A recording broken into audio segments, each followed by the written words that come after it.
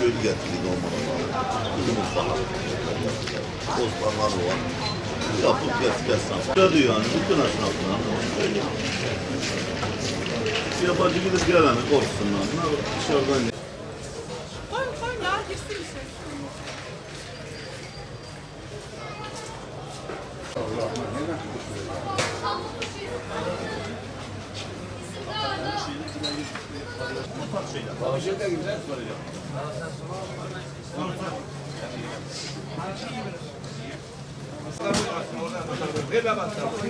Çay getirdiniz mi? Yok. Kış için dolmalık biber, dolmalık patlıcan, dolmalık kabak, acur ve yanında da kızartmalık patlıcan, kızartmalık biber, kızartmalık domates satıyoruz. Tabii ki Urfa'da olduğumuz için en çok acı biber dolmalık satılıyor. Yanında patlıcan, kabak, acur, kızartmalık patlıcan, biber, domates. Ya biz kendimiz üretici firma değiliz yani dolmalık biberlerde, patlıcanlarda, kızartmalıklarda. Biz de üreticilerden alıyoruz yani. Ya tabii ki ilk başlarda satışlar bu pandemi sürecinden dolayı biraz sıkıntı oldu. Ama şu an yani eskiye oranla yani virüsün ilk çıkış günlerinden oranla şu an biraz daha iyi yani.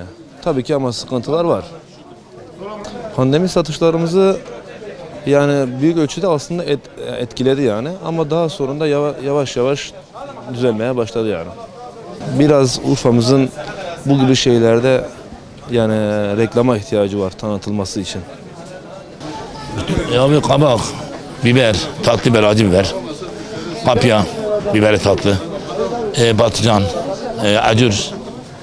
Bu çeşitler satılıyor. Bir de kızartmalık, patlıcan, biber. Yani biz Antep'te bunlar Oğuzlar'da yapılıyor. Biberler hepsi oradan çıkıyor. Adana'daki yapıyor. Adana patlıcanı var. Aydın'da var.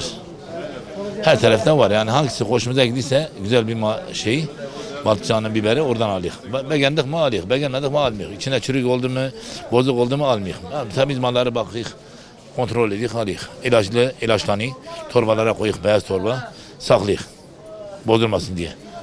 Herhangi bir şeye zarar gelmesin diye onları bu şekilde koruyor. Mesela gelecek seneye kadar dayanır. Bir sıkıntı olmaz. Şu satışlar yani bir aydır, 2 aydır bir hareket geldi. Eskiden %50, %60 düştü. Şimdi %70'e çıktık. Yani %30 daha eksi var. Yabancı gelmiyor Urfa'ya.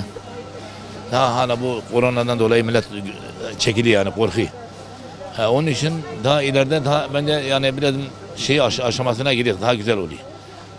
Hareket daha fazla oluyor yani. Çünkü çarşının hareketinden belli ediyor zaten. Satışlarımız da belli ediyor. Mesela günlük ciromuz da belli ediyor. Ondan biz farkındayız yani. Ben saat 5'te açayım. Saat akşam yatsı namazında kapattık burayı. Yani her gün elhamdülillah iyidir. Çok şükür yani bir sıkıntımız yok. Durumdan memnunuz yani. Millet içeriden çıkmadı. Millet marketlere hücum etti, marketler çalıştı. Biz yani sıkıntı çektik. Biz o zaman çok sıkıntı çektik ama elhamdülillah açtık orayı. Marketlerde pazarlık yok, bir şey yok. Neyse poşet parası alıyor, bizde böyle bir şey yok. Adam bir eşya alıyor, 3 tane poşet alıyor, yani biz sesimizi çıkaramıyoruz. Ama orada böyle bir şey yok, şansları yok. Bir de bizim o aradığımız, sattığımız ürünlerin en iyisini alıyor, onlar hangisi olsa alır. Biz birinci kalite malı Sri Lanka'dan getirip çayı satıyoruz. Mesela buna seçme şansımız var. Biz yerine gidiyoruz, bakıyoruz hangisi hastamıza gelirse alıyoruz. En iyisi, en uygun fiyata peşin parayı alıyoruz, uygun veriyoruz. Böyledir. Başka bir sorun yok. Kışın ekseri kurutmalığımız gidiyor, dolmalık dedikleri. Bunlar gidiyor. Yani kışın kullanıldıkları en çok ürünlerimiz biberdir, işte kabaktır, acurdur, patlıcandır. Onlar kullanılıyor ekseri.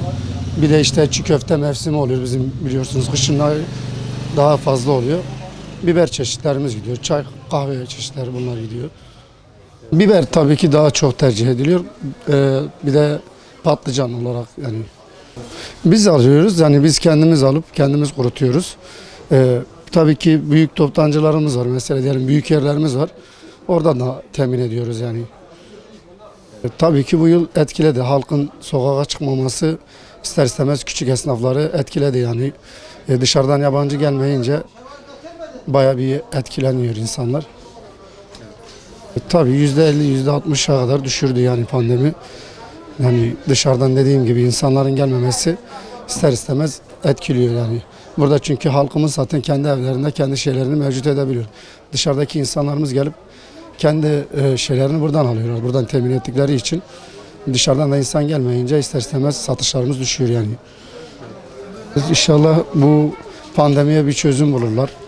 Bu inne çıkar, bu aşı çıkar işte. İnsanlar eski günlerine geri döner. Herkes huzurlu, mutlu bir şekilde yaşamasını diliyorum. Kış için dolmalık çeşitleri köylüler getirir bize.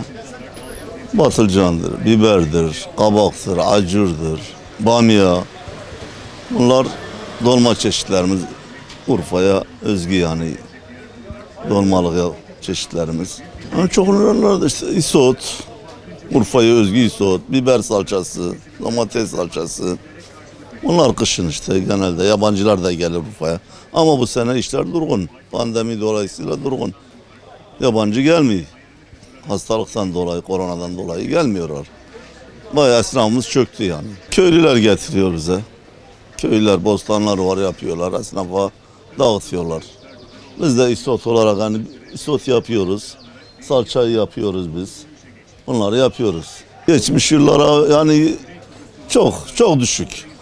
Çok düşük yani. %20 diyelim mesela. Düşük, bayağı düşük. Yok, iş yok. Esnaf geliyor oturuyor.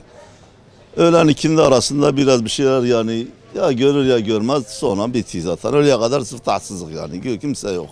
Çarşı boş yani yabancı yok. Yabancı gelmedi mi Urfa esnafı biter. Yabancıya bağlıyız çünkü. Yerli gelip isotunu salçasını zaten kendi evinde üretiyor. Yabancı geldi mi bunları alır. Evet Urfa'mızın genelliği budur yani. Ya pandemi etkiledi. Hastalıktan dolayı millet korkuyor çıkmaya. Halkımız gene korkuyor çıkmaya. Adam çıkıyor bir saat değil kaçayım gideyim kimseye temas etmeyeyim. İşte o hastalık var yani bu. Etkiledi yani. Türkiye gelen etkiledi. Yalnız Urfa'yı değil. Her taraf etkiledi. İnşallah bir gün bir an önce Allah bunu milletin başından def eder. Rahatlar millet.